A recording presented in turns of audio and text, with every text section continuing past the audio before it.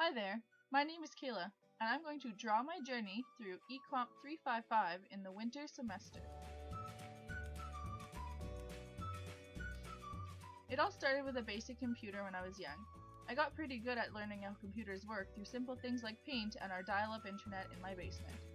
I got to love the technology, and I really learned a lot about what you could do with a computer. As I got older, I got an iPad and I learned that there was things that you can do that I never thought would be imaginable. It would all cost so much money, and how can I do that in a classroom, never mind on my own? When I went on to my internship, I was so eager to learn, and my students were too. I wanted to be able to provide my students with multiple learning opportunities, but I wasn't sure how I would do it. So, I took the chance and looked into what our school had for technology. It turned out that our whole school only had about one iPad, and I was confused about what I can do with one iPad. So I found this app called Clickers. It was an app that we used in our classroom through math and social, and the kids really loved it. It was interesting to see the different reactions to how the kids used it, and me too. So I started to think about what I can do more with technology and how I can use this in my classroom in the future. When I had to sign up for classes, I found this course called ECMP355. So I took the chance and signed up for it. I wasn't sure what I was going to learn, what it was even about, and what I would be using technology for. I've heard a lot in the past that we learned to use smartboards, and I even learned that I had to use my Twitter account. Not too excited, I dusted off the old Twitter account. My username was Kayla Anu, and it was kind of just there in the past, not really being used. I had it as a professional part of my online identity, which I later learned was super important, but it was just kind of there. So to start off with, I found out how many followers I had. In total, my followers and following were super low, and it wasn't always beneficial. There's a lot of my friends, popular sites that I saw were recommended to follow for teachers, and a lot of me not reading anything and the app just sitting there. I started to think about what I would represent myself on Twitter as. Future teacher, what a catchy bio. As we started to get into our course, I learned that we had this thing called a PLN. I didn't really know what that was, but I later learned how important it really was. So I turned to Google. What is this PLN and what does it mean to who I am online? Turns out, with a name like mine, there really is only one of me, and Twitter definitely is one of the things that come up. So, instead of #futureteacher, I started to use things in my bio that represented me and what I wanted to be shown as on the internet. Things like new teacher chat, elementary chat, and expanding my PLN. Those were things I wanted people to know about me. From that, I learned that profile pictures are super important, and they need to make sure that you're appropriate in a representable way that people will recognize you. I started to learn that things like #SoCool or #teacher don't really benefit anyone, and that using hashtags like #ElmChat or K12 are things that would represent you and actually get you learning. I started to find people to follow too. Things like Edutopia, Wonderopolis, Minecraft Edu. I started to really like what was going on here, and I found people to connect to and things that were working for me. There were local people too, like Stars Regina and Sinclair Murray, the ones that were in Regina talking to us and got us thinking about local issues as well. There were so many different people to connect to on so many different topics, not even just education. Things like kids' mental health or Psych Central were all things that were going on Twitter, and there were so many things to be educated about. Something weird was happening here. I actually started to like Twitter. That big blue bird wasn't so scary anymore, and I actually became kind of addicted to what was going on. There was so much to do and so much to learn. From that, I started to notice some of the stats that were popping up on my feed. Things like retweeting and quoting things were getting me followers and finding new things to follow about. I engaged in my first Twitter chat ever with Stars Regina on Bell Let's Talk Day. I knew that this would be something that would be interesting to me, so I gave it a try. In 1 hour, I had so many resources that were thrown at me, and I interacted with so many different people all around the world and our community. There were so many positive things happening all in one place at one time. There started to be a purpose to this bluebird, and I actually kind of liked it. I didn't know what else I could do. I knew that people were using Twitter for more than just these simple things. So I started to engage in other things, and I found an awesome hashtag called WonderChat. From that, I found that there was a bigger platform of people that I can reach, and there were so many more resources that I can use. There were so many teachers that I was able to connect with, and they were all talking about everything WonderChat and Genius Hour related. It was actually really fun, and I started to learn that I could answer questions. I can help people on this thing called Twitter. On this chat, there was an interaction that I made with a local lady from Regina Public School. She was asking if anyone knew what animals lived in Regina, and simply I could answer with a squirrel that I saw. It was actually kind of fun knowing that I helped some local kindergartners find out something that they were learning in the classroom. Although my drawing of a squirrel isn't very awesome, the feeling that I had when I actually helped these guys was pretty fun. It was weird knowing that I helped somebody through an app on my phone. It was then I realized that by helping people, I'm actually spreading who I am and my PLN on Twitter and on the internet. I was able to help people in more than just one way, and in different situations, not always just educational. I really found out that it was fun, and that I can help people in other ways too. It was great knowing that I can not only help people that I don't know, but people that I do. I can help spread people's posts that I know and get their mentions out too. From there, I learned that I didn't even have to help people in education.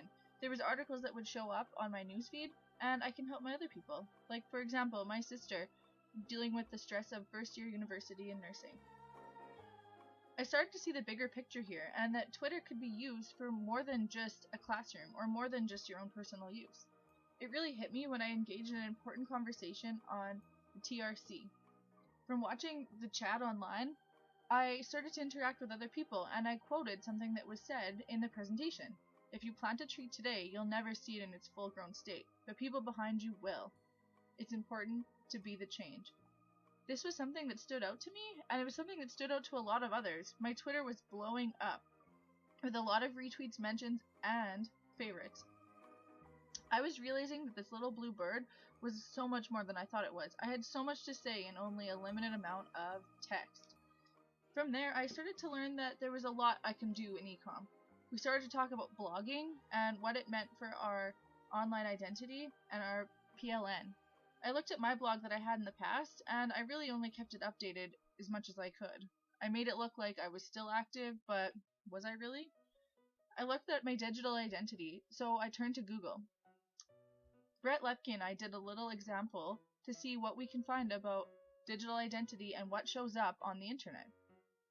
So there I was behind my computer screen, felt like the biggest creep in the world, looking up all the things I could find about Brett. It was interesting to see the differences between what she found about me and what I found about her. In the end, it was actually really important though, because I learned how important digital identity was. So I scrapped the old blog and I started to make a new one. I wanted to make it look professional, and I wanted to represent me and not just have it updated every 1 month or 2 months. So I connected things like Twitter on my blog. I connected things on ECMP that I found from others, and we started to share between all of us together. It was really, really cool to see the differences between all of our blogs and the comments, even though we all know that I had a little issue with the comments. Once I got it figured out, I realized that this blogging thing was actually a really big deal, and I learned to link my Twitter and my blogs and all of the things that were going on together. I learned to express my feelings in a professional way, and I learned to talk about how things that we were learning in media was impacting me and my classroom. I learned how to click here, add pictures, italics, and bold, and then I learned to use my Google Plus account as Utopia Twitter, all of it together, and my brain was exploding. This whole digital identity and technology thing was really kind of cool, and it was showing me how to use things in a classroom. It was all starting to come together. All of the things that I was being thrown, all the new resources, it all kind of made sense. They all went together, and I knew that I was able to use them and would be able to use them in a classroom someday, in a way that would be beneficial to me and my students. I started to see how professional technology was different than just using Facebook on your phone. And I started to learn from my peers about some really good apps and some really good resources that I can find. So from there, I started to work on my learning project. I turned to YouTube since I knew that it would be a huge benefit to me in my learning project. Learning about my editing program was something that would be beneficial to me in the future and right now.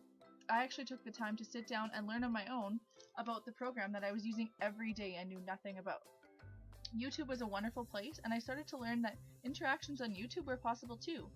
I actually linked YouTube and Twitter together and found people that I can interact with live instead of just watching their videos. It was really cool, and I turned to my blog to start talking about it. On my blog, I was able to really talk about how I got there, what the process was of my learning project, and it was a lot of fun. So my blog started to go from the boring old KaylaNafray.com to a place that really represented who I was as a teacher and a professional. As I watched tutorials online, I found out that I can actually do them myself by using Screencastify and talking to people around me. My peers were starting to interact with me too and letting me know what they thought of my video. It was kind of intimidating at first to make an own video and my own tutorial, but I realized that these people are helping me and that I can help them too. I learned to do some really cool things with my learning project, like rainbow eyes and cloning my dog, but seeing the bigger picture of what I was actually going on was even more important. I was able to actually use the internet to teach myself something, so imagine what I can do with my students in the future. In the end, over the course of ECMP, I learned so many valuable things. There was so much to learn and so much to try out, and to be honest, I was a little scared at first. Technology wasn't against me, but I knew that I needed to take some chances, and I definitely did. Although this class didn't teach me how to draw a really awesome Twitter bird, it did teach me the importance of being digitally responsible for both me and my students in the future. It taught me the importance of a PLN and what it meant to have a PLN. It linked me some really good resources that I'll keep forever, and I know that I'll actually use them in my classroom. So next time I'm in school, I hope that to see all of my students using technology. Although I know that's not always the reality, I feel like I'm ready to use it. This class really taught me not to fear technology and to be able to show kids not to fear it either. We need to teach them how to be safe and responsible, but we can do it in a way that's fun and is actually beneficial to learning. It was exciting to see all of the things that I can learn and even trying them out for myself. Trying them out myself meant actually turning to YouTube to even create this project. I thought it was kind of ironic to use a plain old whiteboard like I had talked about in the beginning of my video to make a tutorial using technology. I learned all the things about using a whiteboard, a marker, a camera, and editing to create this project. So, in the end, my journey in ECMP355 was a success. I'm happy to say that I learned a lot, and I'm no longer afraid of teaching tech in the classroom. The end.